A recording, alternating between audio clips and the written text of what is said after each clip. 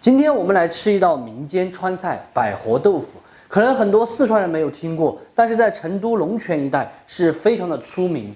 百合豆腐虽然说名字是叫豆腐，实际上呢它是用的这个千张哈，一份基本上有个4两到半斤就可以了。咱们的第一步就是要把千张给切成细丝，越细越好。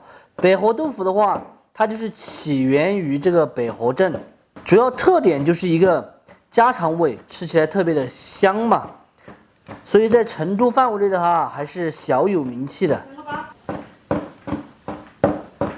切好后头散，再来准备上一点半肥瘦的猪肉，切一下后来宰碎，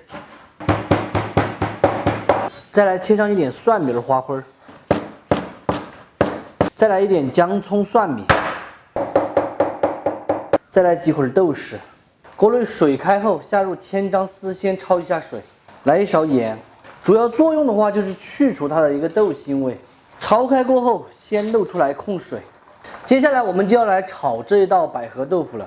其实这道百合豆腐哈，它和我们麻婆豆腐的套路基本上是一样的。第一步的话是先制锅，避免炒入没粘锅。炒菜了，小熊。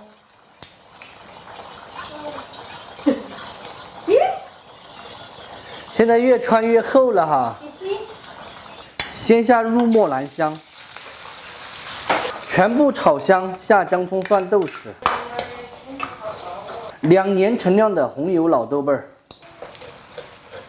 辣椒面，干花椒壳壳，花雕酒，少许的水，下焯水的千张丝，糖、鸡精、豆油。转中火烧个2分钟左右，这样用水淀粉给它挂一个薄芡，芡汁一定要稍微浓一点，让它把这个千张裹住。芡汁收紧过后，一定要达到一个亮汁亮油的效果。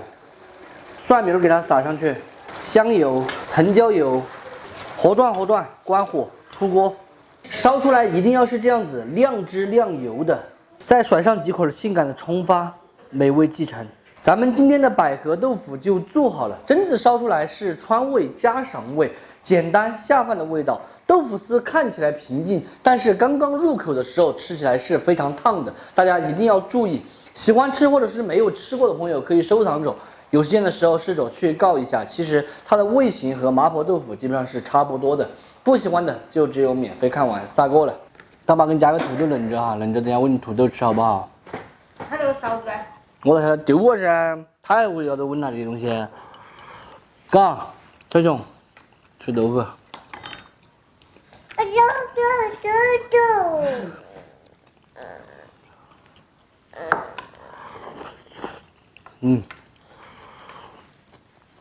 有滋有味的，还可以烧3鲜的，放点番茄，放点肉末。还可以煮那个，煮大骨汤。3鲜百合豆腐，现在好像都没得百合镇的了。哪里去了？改成百合街道了。百合镇是哪里的？内江的吗？